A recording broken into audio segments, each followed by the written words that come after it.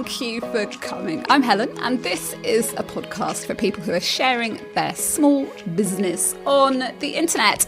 It started for me on Instagram. I taught myself how to work the app. Well, not work the app, I knew how to work the app, but to intentionally grow an audience there about 4 years ago now, and discovered that community building's sort of one of my superpowers.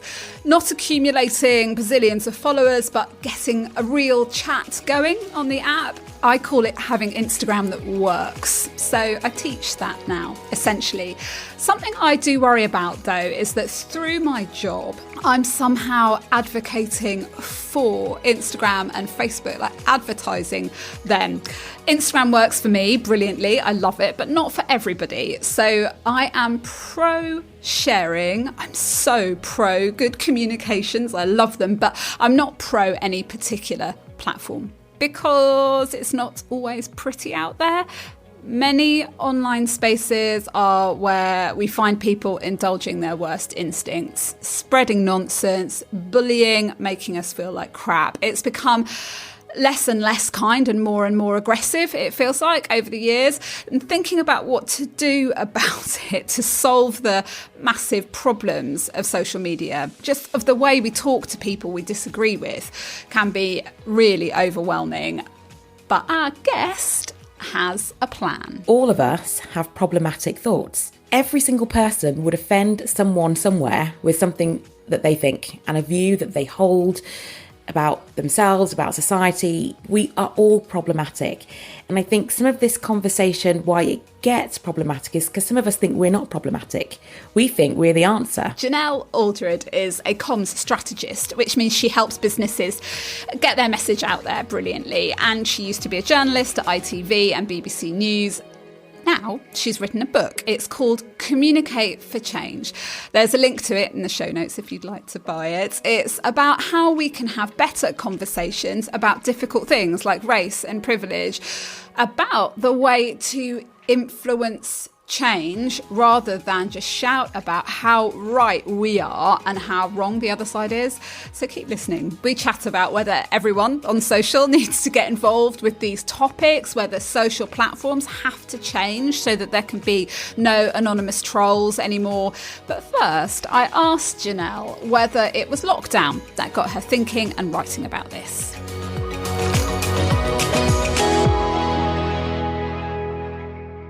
Oh, 100%. I think lockdown, in the beginning, I was doing a lot of video presentation training. So the first thing that immediately happened once we all went onto Zoom was people were questioning, how am I coming across? People getting very in their own heads about how they're coming across, because all of a sudden you can see yourself.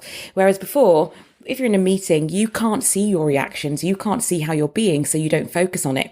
All of a sudden, you're the center. Your face is not only on the screen, it's massive. Like, you're really close and you're very aware of how people are seeing you.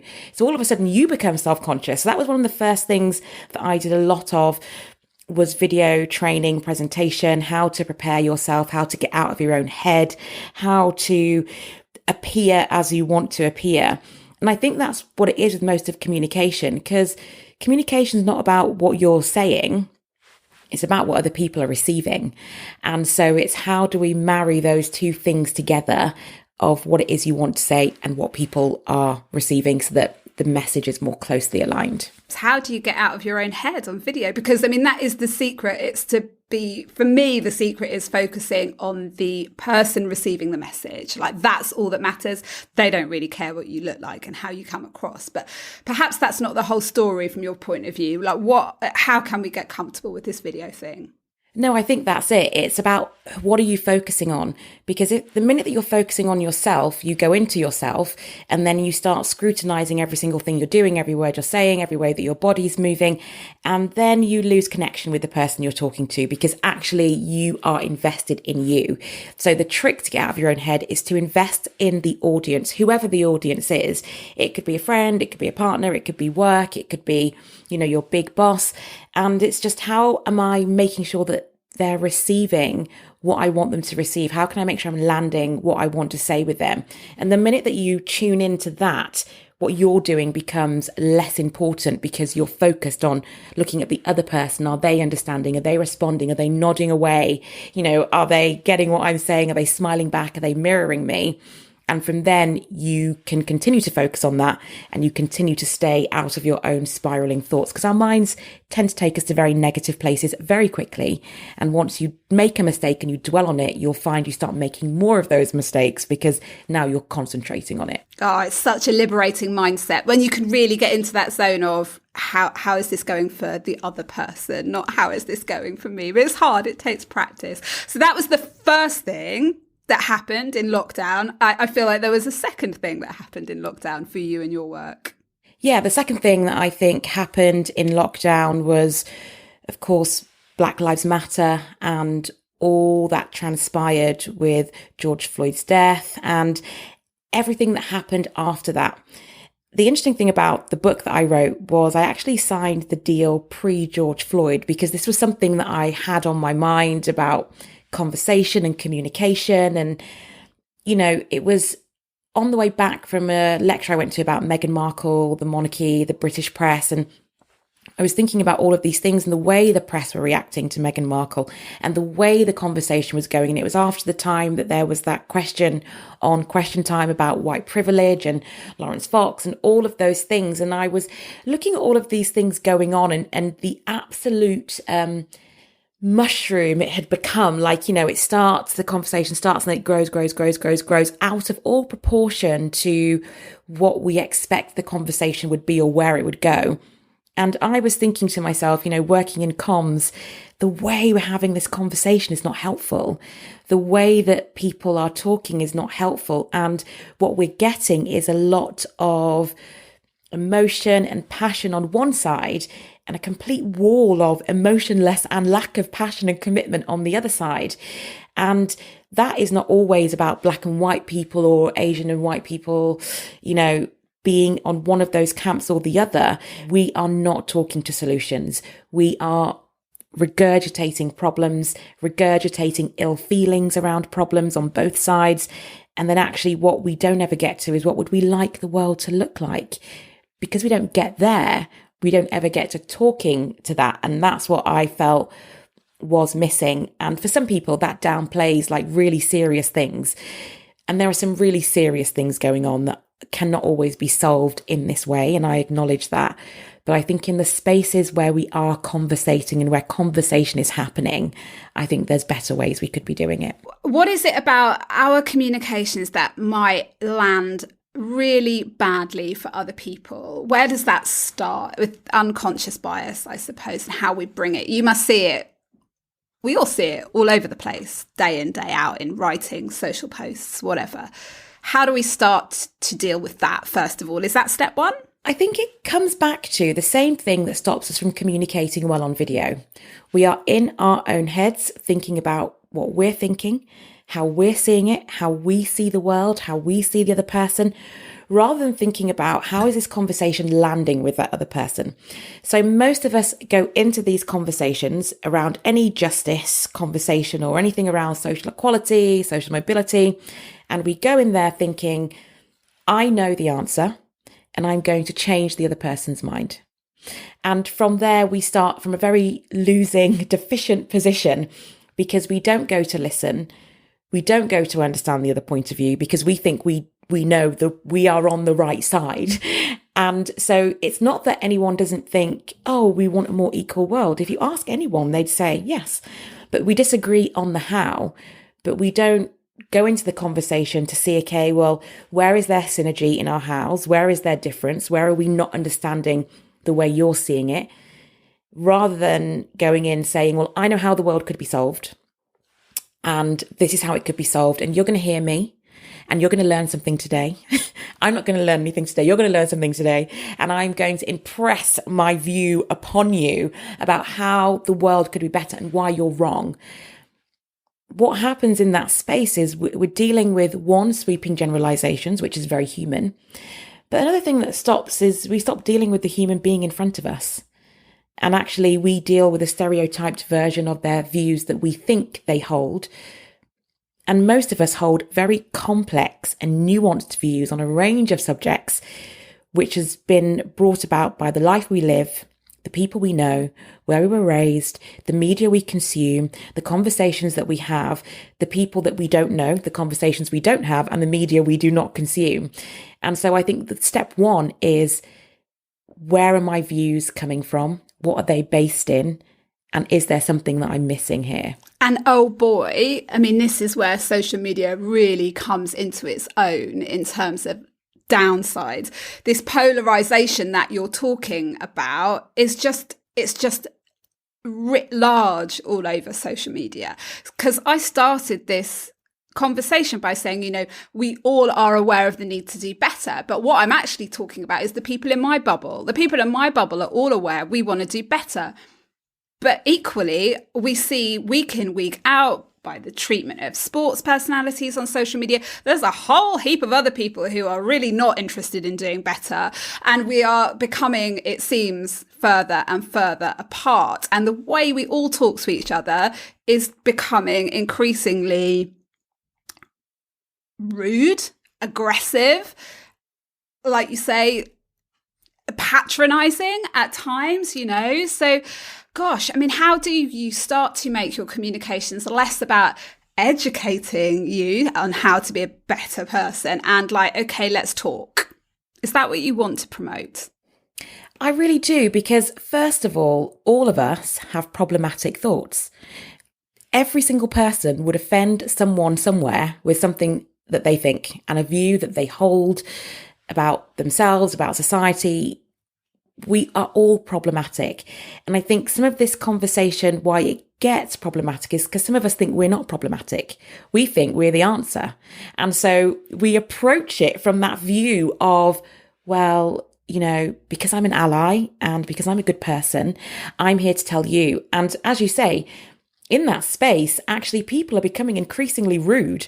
So although that they say they are there to stop an injustice, help people, to educate people about an injustice, the way they are doing it, you would never accept it from someone. And I like to take it down sometimes into personal relationships.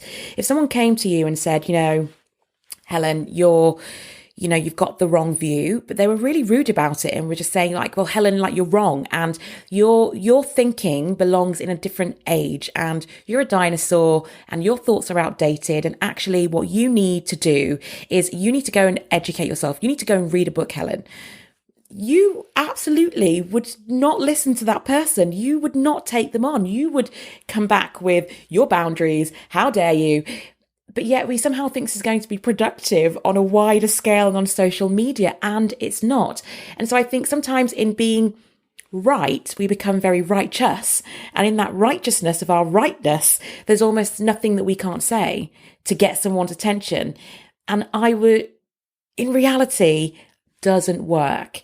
And I think that I'm not advocating for bad or poor behaviour. I'm not advocating that people aren't strong in their views and that people aren't challenging and that people don't critique. I think we should. But I also think that you have to actually think, what is your motivation in having this conversation today? Because if your motivation is actually to see change, what are the tools that bring about change? And what are the tools that bring about an argument? And as I write in my book, How to Win Friends and Influence People, rather Machiavellian book, but I did enjoy reading it. But as Dale Carnegie says, no one ever wins an argument. And deep down, we know no one wins an argument, but yet we try to argue our way to justice. And I think when we look at the movements that have achieved great things, there wasn't that kind of argument in that way, actually. What they did was they showed a different way to be, and they modelled the way it could be done. And I think that's why we look at someone like Martin Luther King and we praise him, but he wasn't liked at the time because he was a challenge. We love his quotes now because they look great on the gram, very peaceful. But he was at one time called the most hated man in America. So we have to understand that he had challenge, he had rigor, he had critique. But at the same time, he had a way of doing it that couldn't be ignored he wasn't rude. He wasn't argumentative in that way. He was smart about the way that he did it, and he got results. I'm wondering, Genelle, whether you feel nervous about putting your book out into the world and how it's going to be received by different communities, the kind of criticism you're putting yourself out in front of. Do you feel that, or do you feel like, no, this is my contribution. Let's see how it lands. I feel very nervous. I feel anytime you put anything out there in the world, you do put it out there for criticism and critique. But of course, none of us want it, which is also part of what I'm writing about, really. What I'm saying is none of us want that critique. We don't mind giving it, but no one likes to get it. If we really want a better world, how can we drop our egos in this? Because the ego needs to be right, and it needs everyone to say, yes, great idea. Some people are going to read my book and think, what a load of rubbish. And some people are going to read my book and think that I'm an enemy of progress. Some people are going to read my book and think that I'm unrealistic and naive and I don't understand how the world works. And I have to be okay with that, because I'm literally writing about it, but I have to be okay with it. Oh, I don't know. Bloody hell. Genelle, you're sounding pretty wise to me. Two things I'm taking away while I'm processing what you're saying. Don't think you're not problematic. I love that. We have to know that we all carry our own biases that are a product of our own upbringing and environments, and apply more psychology to how you communicate with people. Of course, nobody wants to be lectured. Like, I have to approach a friend that doesn't want to take a vaccine. You can't go in there going, you bloody idiot, take the vaccine. Or you can't say that you're a racist. And I'm definitely not a racist because I've shared this on Instagram. And I see a lot of that and it makes me feel uncomfortable. But I realized in preparing for this interview, for my part, that I shy away from talking about issues like this online because I worry I'm going to expose my own biases that I don't know are there. So I go, oh my God, I'm going to put something out there and I'm going to get it wrong. How do you think the best way to enter these conversations are for people who feel like, how am I going to get this right? So I think using the vaccine is probably a great, example. Like you said, there is various ways you can approach it. Some people are unfriending people because they won't get vaccinated. To what end is my question, and so then you're not friends with them. So will they then get vaccinated? Probably not. Then you lose a friendship. So I think, one, it's about thinking, who is the person in front of me that I'm speaking to? I think it's about understanding your relationship with them and the influence you have over them. Because sometimes we're trying to change minds of people that we don't have any influence over. We don't have any power or agency in that situation. And so it's about thinking about that. What is my ability to influence? Now, it could be that your ability to influence is huge. It could be small. You think there could be a little crack that you can get through and say something that might help to move the dial for them. So one, it's assessing that. Two, assessing the lens that you are looking at this subject matter through, and potentially trying to, very, very hard, but trying to understand the lens that they might be looking at this through. So if someone has, all they've read is QAnon, Bill Gates is putting a chip in you, if this is literally their space, you just coming in like a bull in a china shop, like, well, there's the science. Well, they obviously don't believe the science. So maybe it's approaching it more with a question. So when they're saying something, they say, well, that's really interesting. Why do you think Bill Gates would want to put chips in 7 billion people? That's a genuine question. Let them also ask that question. And by asking the question, then you start thinking, well, 7 billion people is a lot of people to control. And actually, what would you be doing with all, to what end? So I think there's something about also interrogating the subject matter together. It's a conversation.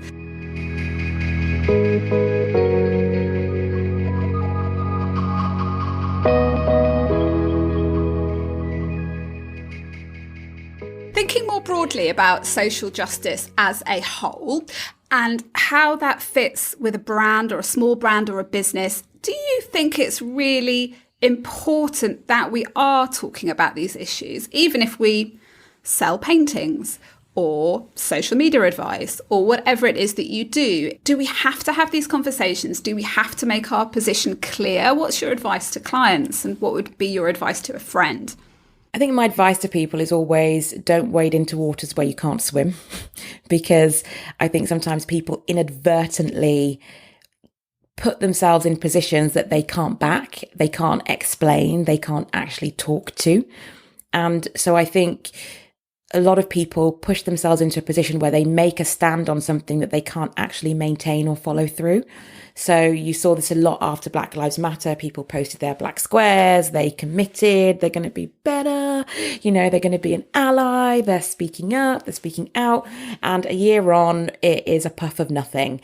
And actually, for me, that is worse than not really engaging or having much to say.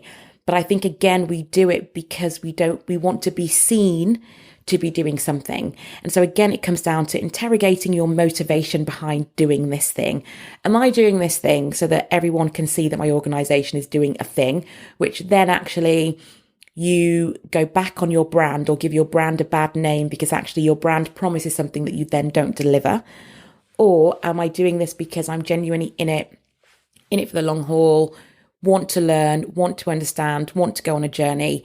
So I think in that sense, it's better that way, but it's also about managing expectations. Don't promise that all of a sudden you're going to have like 50% black staff when you're not. And, don't promise that you're going to do all these things that you can't. And I think the other thing that was really interesting that I definitely find as a comms person is people's Instagram feed suddenly became a Benetton advert of rainbows of different colours of people, when actually what's going on in your business does not reflect that reality whatsoever. And all it takes is for someone to really scratch the surface to see what is going on underneath is very much not a Benetton advert. And we have to think about all the times, authenticity isn't a thing that we appear to be, which is what it's become. So we appear to be authentic. Actually, we shouldn't demonstrate authenticity. We should be authentic. So you and businesses, you will know within yourselves and your brand DNA if there's something that you are authentically doing. So there's a difference between pledging something and writing something to say, we support this. I would always say, if you can speak up for justice, do, because we would like to see a more just world. But don't do it because you want to be seen to be good. Do it because you want to be good, because that's the only way that we actually see real change. And it just applies right across your communications. Like, what is really the case? What is really the truth? And that's where it starts from. That's where it starts from, and that's where we move forward. Like, what can you really tell people about when it comes to what you do and what you believe in and what you value and what your real life is? Talk about that stuff. You don't have to talk about what everybody else is talking about. And social media and all the noise on the internet can make you panic, and it can make you feel like, God, I haven't said something about this. Should I have said something about this? Do you just say, petal, and just make this about something that's real over many years? Yeah, and I do feel for people, because often people do go to brand and say, well, you haven't spoken out against this, and you haven't. And so I do think, and part of good comms is about having a decent answer for these things. And the answer can be, we're supporting behind the scenes, but we're trying to think meaningfully about what change means for us. That is an honest answer that speaks to the heart of what is going on. And everywhere I work, I just encourage people, why are you posting that?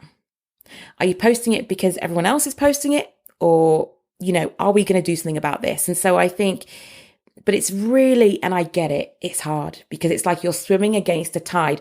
The day that people posted black squares, and I really disagreed with that on some levels because it felt very performative to me, I actually logged out of all my social apps because the pressure to post a black square was so much. I'm a black person who cares deeply about social justice, who cares deeply about racial equality. And I'm not confining that to posting a black square, but equally, I'm not knocking anyone who does, because if you want to do it, then do it. But I think we get into this thing where we then take that as a measure of whether someone is doing something or not. And I would say that posting on a social media is akin to posting about what you had for dinner last night. It's just something that is easy to do. So we do it, but it doesn't actually give an indication of everything that you eat all week and all month. Social media in general, racism and abuse, do you have feelings on how that can be tackled? A view with how the platforms could start to tackle the negativity online? On one side, I completely understand why people are advocating for you need ID to have a social media account. Because I think a lot of us, even sometimes I have to check myself about the things I'm typing, especially about politicians, because they are people. And sometimes I have to remind myself. So I get what the anonymity online can do for people when they have, no name, no face. Also, we know that other states do interfere and post things. So on one hand, I get that. Then the other side, people say, well, more marginalized people will actually lose out if we do that because of the ID question and the inability to sometimes have that ID and to produce it. And there are certain instances where, we saw it with the Arab Spring and whistleblowing, where to have an anonymous account is essential, really, and needed and necessary to highlight some things that people just could not as themselves. It's not just about the anonymity. The issue is that we have deep divisions in our culture that we have not dealt with. What would help cut this down? Understanding, compassion, and really getting to the root cause of some of these ways of thinking that are harming our society and harming people. And I think especially our young people and the generations coming behind. So for me, until we tackle that, we can do whatever we like with social media, in a sense, because it's the festering feelings behind why people are posting that is the issue. And the posting is is the symptom of the deep ills that we have in our society, of the ways that we do not care for each other and the ways that we have become very individualistic. And so, we fight for us and people who look like us, whoever us is by our own definition, rather than thinking about the collective whole. We can debate about ID, and we should, but let's fix the problem. And the problem is we live in a society where people genuinely are discriminating against people by virtue of who they are born, where they are born, the circumstances that they don't choose, and are actually using those biases, that discrimination, to stop people in their journey, to abuse them, to, be violent towards them. That's what we need to fix. The social media does need fixing, but that's a symptom of something deeper. And I think that's what we should be talking about. Genelle, I'm incredibly grateful for your time. I have found this conversation to be uplifting and thought-provoking. I think you're brilliant, and I have no doubt that people are going to get a huge amount out of reading your book. Do your sales pitch. What do I get if I buy Communicate for Change? So I think if someone is thinking, I'd love to have tough conversations better, but I'm nervous, I don't know how to have these tough conversations, how to start, or frequently I dig myself into holes where people think I'm offensive and I'm not, I'm just trying to find out more. I think this book might be helpful for you to understand a bit more about how you're entering the conversation and how other people are entering, and where we can all meet in the middle and understand each other a bit better. Beautiful. Thank you so much for your time. Thank you for having me, Helen. That so much of better communication comes down to what Genelle said in her first point about Zoom calls. It's all about getting out of your own head and just for a second trying to get into the head of the person on the other end of the conversation. What do they need to hear so that they can come round to your way of thinking? What they need to hear is almost certainly not how wrong they are and how great and good and right you are. Meeting at that point is where true influence can happen, and you can change minds, and you can apply that thinking all over the place. It's not just about social justice conversations. It can help you to get things done. Another great point, Genelle, if you don't mean it, don't go there. Be authentic. Don't just try and look like you're authentic on the internet. Brilliant. That's it. If you listen to this somewhere that does reviews like Apple Podcasts, I am aiming to get 100 of those reviews by the end of the series. Could you help me get there? The 5-star ones are particularly lovely to see. They're so welcome. Thank you so much for listening. That's it. I'll see you next time. I'll see you on Friday, actually, for a post-it note. I'm going to share my thoughts this week on Instagram's pivot to video. I've been having lots of feelings, lots of thoughts about Reels, and I'm going to try and make some sense out of how I feel about where the platform's going and what that means for all of us. See you then. Bye.